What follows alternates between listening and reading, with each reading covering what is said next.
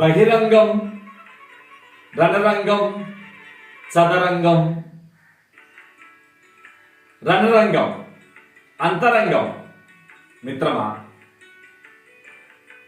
అంతరంగంలో కల్తీ లేకుంటే ఏ రంగంలోనైనా విజయ బేరిని మ్రోగిస్తావు. అంతరంగం ఒకటి చెడిపోతే బ్రతుకంతా బాధలే, దుఃఖాలే. కనుకనే రాజులకు రణచింత, భక్తులకు వరచింత, మూడులకు స్త్రీ చింత.